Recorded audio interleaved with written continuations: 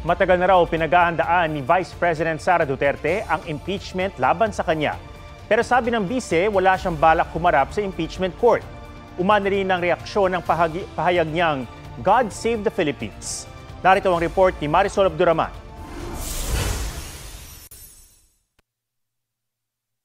Mas masakit pa ang maiwanan ng boyfriend o girlfriend kesa ma-impeach ka ng House of Representatives.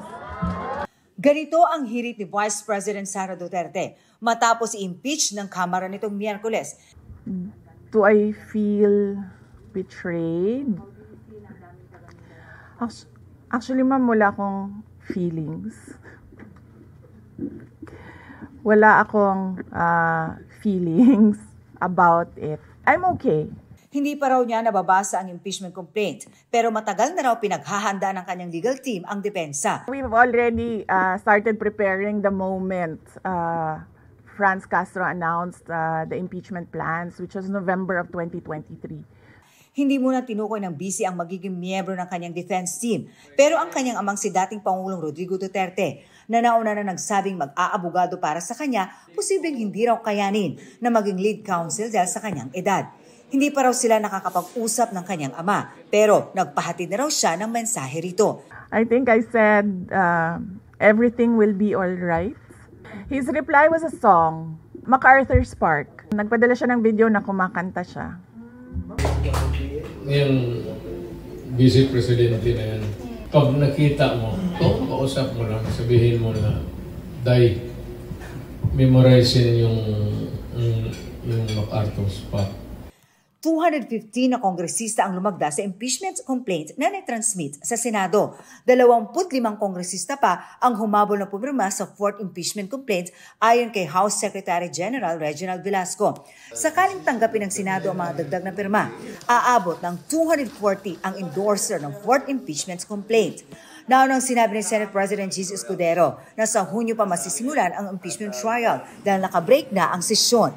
Pero ngayon pa lang, sinabi na ni Duterte na pinag-iisipan niya wag nang dumalo sa paglilitis. Kung pwede namang hindi, and I understand pwede naman, hindi na. Oo. Kasi baka ma-intimidate lang sila lahat sa presence ko doon. You think you have the numbers in the Senate to be acquitted? Hindi ko masabi yan ngayon. Tumanggi naman si Duterte na sagutin ang pahayag ni Pangulong Bongbong Marcos na wala itong kinalaman sa impeachment. Pero giit niya, hindi niya pinagbantaan ang buhay ng Pangulo, First Lady at House Speaker na naging basihan ng isa sa articles of impeachment.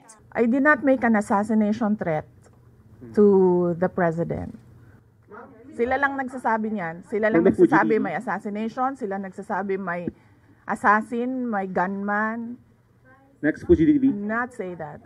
At sa gitna ng gulo sa politika kasunod ng kanyang impeachment, sabi ng bise, God save the Philippines. Ang pahayag na yan, sinagot ng ilang kongresistang naghain ng mga naunang impeachment complaints. Mangilabot naman si VP Sara sa pagsasabi ng God Save the Philippines dahil sa madaming pagkakataon, she failed to save the Philippines kung kailangan as leader of the country. Pahayag naman ni Representative Franz Castro, seryosong issue ang impeachment dahil layo nitong papanagutin ang mga nagwawaldas ng pera ng taong bayan. Sagot naman ni Presidential Son at House Senior Deputy Majority Leader Sandro Marcos sa paggiit ng bisi na wala siyang binitawang assassination attempt.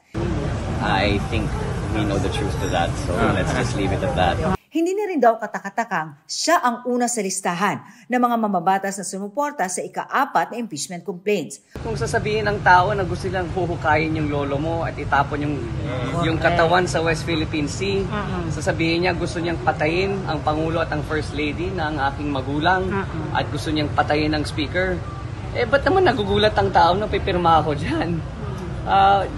These are statements that can't be taken lightly, especially from someone with such a high position. Pumirma man siya sa 4th impeachment complaint, itinanggi niyang siya ang nagsulong nito. Wala rin daw naging kapalit ang pagpirma ng mga mababatas sa impeachment complaint. Marisol Abduraman, nagbabalita para sa GMA Integrated News.